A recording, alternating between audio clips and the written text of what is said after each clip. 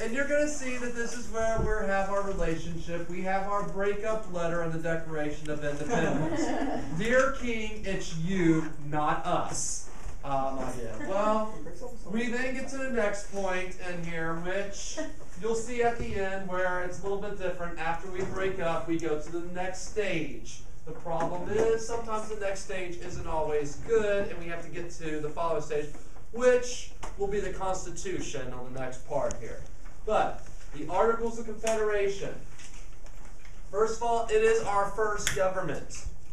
Okay, we passed this. Takes a while for it to pass.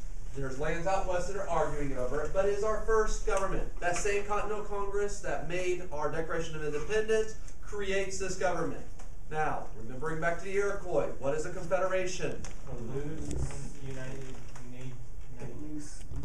Loose union. Our name is the United States. A state is a country. So we are a loose union of states. Now, after the Declaration of Independence, we have one goal. What is our one goal? Why did we join together? Be free from who? Britain. Did we accomplish that? Yep. So in that way, the Articles of Confederation was good. Problem is, later on, we have other things that we have and we're not focused on. It was made weak on purpose. Why did we make our government so weak? Huh? So we can change it? No, because they actually made it really hard to change. It had to be unanimous. So it wouldn't be like the British government. Yeah, we didn't want it like the British. We just broke up with Britain. Do we want to get in a serious relationship again? No. So we're going to make it weak. We're not going to have it there. All right, it took a while for it to get ratified because the land's out west. If you see this map, you'll understand what I'm saying. Virginia said, well, that land out west, we go all the way to the Mississippi River. New York is claiming areas in here. Georgia's claiming all this. North Carolina, look at South Carolina, it's claiming this little strip of land. Yeah. If you're Delaware, does this look good for you for the future? Nope. New Jersey. So these areas on the coast, these landlocked areas, they're not landlocked, but they're small coastal states. They said, wait a minute, Virginia's already the most powerful. Should they become even more powerful? So they refused to sign the Articles of Confederation until they said, we're going to give up our land claims, and then whatever areas out west, we'll make new states. And that was the thing that was stopping it before. All right, there are some good things. It wasn't all. Even if you have a bad relationship, there are some good things that we have. We have the Land Ordinance of 1785. What this did was go out and survey the land. You look at things and say, what's the big deal about surveying land? Well, we had this land and we set aside in there, and for some of you, if you hear about quarter sections, and this is going to come into play later on, we have the Homestead Act. But we made townships 6 miles by 6 miles, that's 36 square miles. But even in there, we set aside one of the quarter sections. We set aside, section 16 was for schools. So we're making education a purpose at this time. They also, in the land ordinance, it said they would have freedom of religion out there. So that's becoming a purpose. And then we have the difference between the grid and the meets and bounds. If you look at, let's say you're flying over an area, and you're in Virginia, North Carolina, it's not that way. Meanwhile, you fly over the Midwest, it's all squares and rectangles. That's because of the surveying that we did. And we ended up, now, a lot of that was forest that we cut down, great farmland. One of the Schoolhouse Rock videos has that. They're cutting down the trees in progress. Okay, today we look back and say, maybe we shouldn't have. But that is why. Now, why are there circles in these squares? You know what those are? That's how they cut their grass. Crop circles. Crop circles, the aliens in there? Aliens. All right. Obviously, we don't have our agricultural side here. Center pivot irrigation. If you've ever seen these giant, it looks like a big sprinkler that goes on it. It goes in the middle and it slowly moves around on tires, and that's where the sprinkler goes around. Oh. Yeah. For the first part, for the Articles of Confederation, what was the compromise? Compromise was to make new states. All right, Northwest Ordinance. These, I usually put these things together because they do a lot of similar things. First one, we surveyed the land. The Northwest Ordinance And this is what we still use today. It gave the system, if you want to become a state, here's what you must do. You have to have a certain number of people, you have to write a constitution, you apply for statehood, and then we'll ask. We'll figure out if we'll let you or not. It's what Puerto Rico might do in the near future. It's what Colombia, with the District of Columbia, they might uphill down to become a state. And there. And then the money that was for the land sold came to the United States government, which is going to be important because under the Articles of Confederation, they couldn't actually tax. They could ask states to provide money, but they couldn't actually tax. So some of our country kind of got by with selling some of this land out west. Here's the way, and it's kind of showing. Here's Ohio, and you see how when they surveyed the area, they made the areas with it, the different townships, and you actually look. You kind of see they planned everything out. What is the capital of Indiana?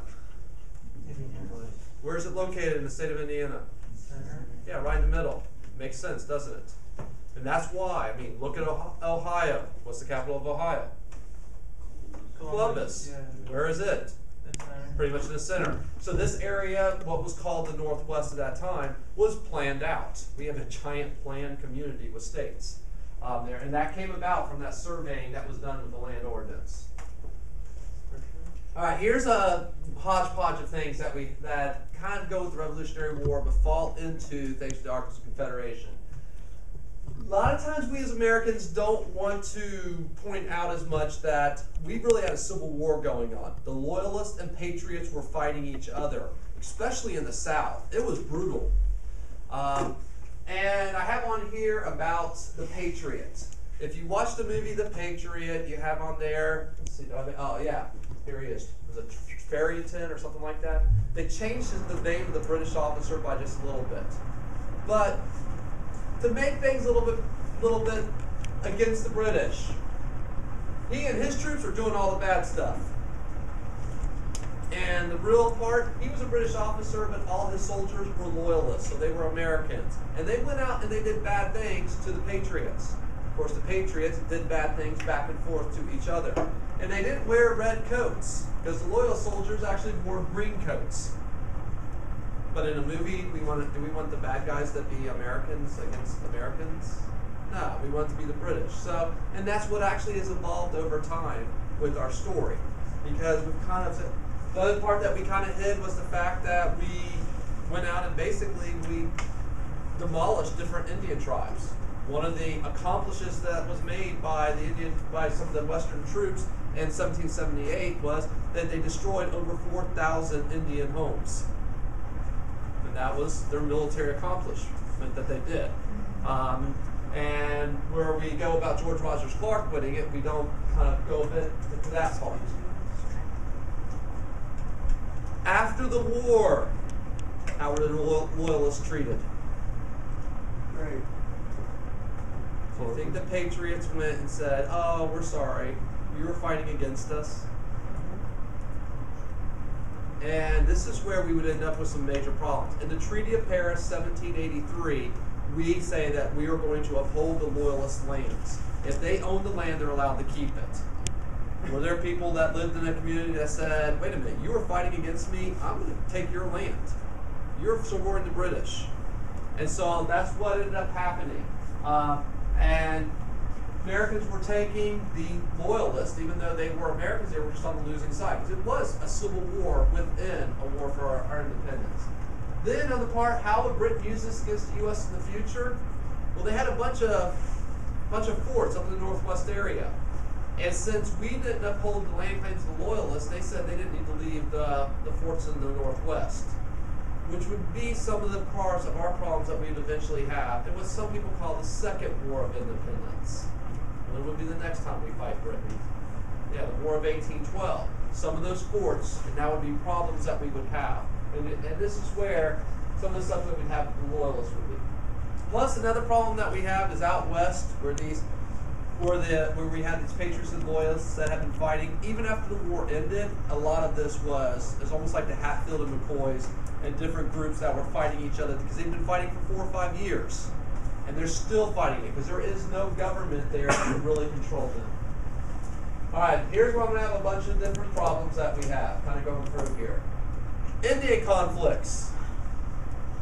Still problems as we keep moving west. One of the battles that we would have at this time was the Battle of Fallen Timbers. It gets that name because there was a bunch of giant trees that had got knocked down by a storm, and we ended up fighting and hiding behind that. We have fighting still going on. The Order of Cincinnati, or you might see it as Cincinnatius. These were former Revolutionary War soldiers. Now during the war, they were told when it gets over, we're going to pay you money. We're going to pay you for what you did. Problem is, the U.S. government doesn't have money to pay them. So we didn't pay them while they were fighting because we promised we'd pay them later on. Now we don't pay them later on. How did those soldiers feel about what they gave? And this Order of Cincinnati was actually looking, and there was even talks with them of breaking away and forming their own country, breaking away from the United States. Some of our former soldiers that we had. So we have a problem there. We have a problem with pirates. No, not the Crystal River pirates. Some in the Caribbean, but most of our problem is in North Africa. They're telling us in order to sell through the Mediterranean Sea, we got to pay them tribute, basically a bribe to sell through there. If we don't have much of a government, how can we deal with other countries, much less pirates? Vermont's a problem. States up in that area all are claiming it. What are we going to do? Britain actually was sending people in and trying to get Vermont to break away from the United States. One thing about all these things, it shows we have a weak government. We can't, all these problems. And here's more problems. States are making their own treaties. Georgia makes a treaty with France. South Carolina makes a treaty with France. I mean, they're all making their own treaties. There are 13 individual countries doing what they want there. The Frontier Force said Britain's not leaving. New Orleans, Spain took back over it. Spain then tells the United States, you can't use it. We own the Mississippi River, but not the bottom part. We don't own New Orleans. Yet, we as the United States can't negotiate a treaty with Spain because we're 13 different countries. So how are we going to get to that bottom part of the Mississippi River? We have a problem with Florida for Spain. In the South, a lot of the slaves were running away and joining what new Indian tribe? Yeah, the Seminoles. A lot of our Seminoles are runaway slaves. But we can't negotiate a treaty with Spain because, as a country, we're not working with them. And here's the thing, states are making their own money. They're each a different country, they can all make their own money. So, you can see there's a lot of chaos, 13 states doing everything they want on their own. The big problem we have, since they're just printing enough money, inflation, the prices of everything is just skyrocketing. Here's the word I want you to get familiar with, mobocracy. Mobocracy is government, so it's ruled by mob. And here's where we would get first here that we have.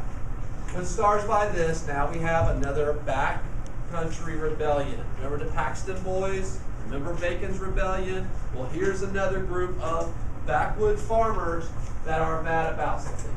Now, this was not the U.S. government that did it, but the state of Massachusetts made a law, and realistically what was happening is they were trying to, with the inflation, they were doing things that you weren't going to be able to use paper money. You had to use something more solid, like gold or silver. Or, here's what's weird, the British pound. Okay, because Britain was still a powerful nation. Even though we broke away from them, they still are pretty much #1 in the world. And they're not going to accept, the bankers don't want to accept the money coming from Massachusetts or the continental dollars, but they will accept the British pound.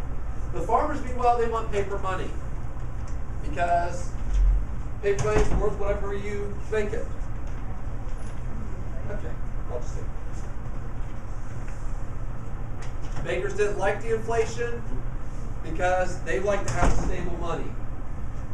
Some of the people that were out west were people that fought in the war. And these veterans are saying, why did we fight if we're going to turn around and lose our farms? And a bunch of them were about to get foreclosed on their farms. They said they weren't going to pay this new tax. They wanted to have the paper money. And they were basically going to fight. They had to call out the militia. It was a state militia, not the U.S. Army. And they were able to put it down. The problem is, for a lot of richer people, what if the next time when a whole group of people say they're not going to obey the rules? If you're a rich person, do you have a lot to lose? And this is where they got afraid about the mob. Alright, and many leaders of rich were afraid of lawless and mob rule and wanted more protection. The Articles of Confederation, remember they were weak on purpose? Well, they gave them no protection. Here's another thing, put stars by this. Here is where we have one of the most important things that happened in American history that hardly anybody knows about. But you have to know about it. This is actually before Shay's Rebellion, but after Shay's Rebellion, what they asked for definitely came true. 12 men from 5 different states, they got together and said, we got to change our government. They made a plan that said, we're going to meet next summer in Philadelphia. We're going to change, or the summer after that, we're going to change our government. 12 men basically said, we're changing what we're doing. 1876. Yeah, it should be 1776. Yeah, 1786. Sorry, it should be 1786. That's where it got transposed. In 1786, 12 men. Should 12 men have that much power? Yep. Now, the one man that you kind of look at here, and this is one that you're going to find out is very important at the beginning of our country, is Alexander Hamilton. And yeah, he later on be killed by Aaron Burr. But he is one that is protecting a lot of the business interests, and he is one that will represent the rich. Although James Madison would be another person that was here. They unanimously called for a constitutional convention, and the next year we had it. And guess what happens at the constitutional convention? Yeah, we completely throw out. Now they say to fix the articles, but they actually, Hamilton and Madison, their plan was not to fix it. Their plan was to throw it out and start all over. And this is where, for 12 men, that's what their idea was. And that's why I say, I mean, this is interesting to see here. But it kind of tells you about where the country was going at that time, that we've got to do something now. All right, the articles, and here's where we get some things, and I'm not going as in deep in this as I maybe should, but here's where we have the government that they can do. The government was allowed to borrow money. France, Spain. So, okay. Or borrow it from richer Americans. You can borrow from your own country, people. You can have savings bonds. That is a loan to the government. Yeah. How can 12 men have so much power? Well, that's what I kind of is a rhetorical question. Oh, okay. So it's pretty much already answered. Yeah. Establish post offices. We did give them the power to do a post office, which is actually very important because you want to organize things with the postal system, especially at that time. Make standards for measurements. What does that mean? Foot, mile. How big is a foot? Well, How long is an inch? Is an inch this long? Meters the size of a clock. So what you do is you basically have a standard thing and say, this is what a foot is. Everybody else, you go by this foot. We're not going by, okay, this is my foot, but this is Brianna's foot, okay? And there, here's where the foot goes. Why didn't we go by the metric system? It wasn't really wrong. We're American. We're not communists. Don't be starting with that metric system stuff. Yeah, but Come on. well, every other put in country jail in the for that. world. Even though it makes a lot more sense, we were actually we were still staying with the British system. Britain wasn't on the metric system at that time. And then when other countries in Europe went, we didn't for the longest time. So now we do basically both. All right, they had the power to declare war, which meant they also had the power to sign a peace treaty.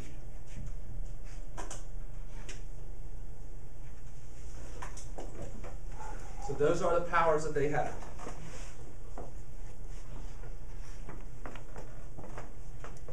It's a lot of power. But here's the problem that we have. No.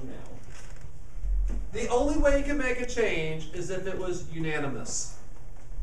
All 13 states had to decide on a change. You think it's very possible to get 13 states to decide on something that's not very important, much less something that is important. I mean, as you see where we're watching 1776, getting the 13 colonies to decide on something like a declaration is taking a while. Remember all the problems we had with the Indians? We had the forts out west. We had the pirates. We don't have a true army or navy. If you don't have money, can you have an army or navy? We made it weak on purpose. We said we're going to let the militias fight it, but we're doing other countries don't have things in here. They could make laws, but they actually made it where they couldn't enforce laws. Which, of course, all of you will obey things if there's not going to be any punishment, right? Yeah.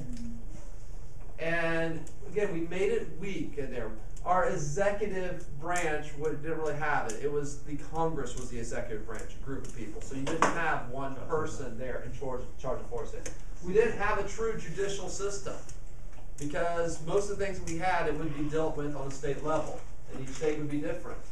Which, if you have it where something is going from one state to another, who handles the problem? If Mikey has a business in Georgia and Nicole is in South Carolina and they have a discrepancy, is it going to go to a North Carolina or South Carolina court, or is it going to be in a Georgia court? All right, who's going to handle that? Because we don't have a federal government at that time. Well, we don't. So we end up in the states fighting each other. And they could not levy taxes. In other words, they could not get a tax. They could ask states for money. And I know all of you, if you went to the store this afternoon and you didn't have to pay sales tax and you see a little jar off to the side, contribute to the state of Florida, and you bought $100 worth of stuff, you would put $6 in the jar, right? There's something with that. Nobody likes paying taxes, but sometimes you have to. But the federal government couldn't. So that's why we had to have basically no army or navy, or a very small one, because we couldn't afford to have it. We couldn't pay the back pay that we needed to pay to those soldiers at the Order of Cincinnati, because there was no way to get money. The only thing that kind of helped us along was the fact we were selling lands out west. But what happens when we stop run out of lands out west to sell? Right? And so, I mean, don't worry, there's always more land out west. And no control of the money supply. Remember, all the states were making their own money, so we weren't going too much with anything there. Which, the overall thing, and I know this isn't written on your, our problem, the problem of the Articles of Confederation. We were the United States of America, but were we united? No, we were 13 states all doing our own different ideas. Which we could get by with things, but eventually, this is where Britain, France was looking at things, Spain, they were loving the fact that we were weak. And our founding fathers had. Now, I have on here, and I kind of used with this. Can't see the I'm on the rebound, you'll do. The Articles of Confederation is basically like our rebound boyfriend or girlfriend. Alright, any of you that had a relationship, and we were in a serious relationship with the king. He was just basically too domineering over us. We break up, Declaration of Independence. It's your fault, not ours.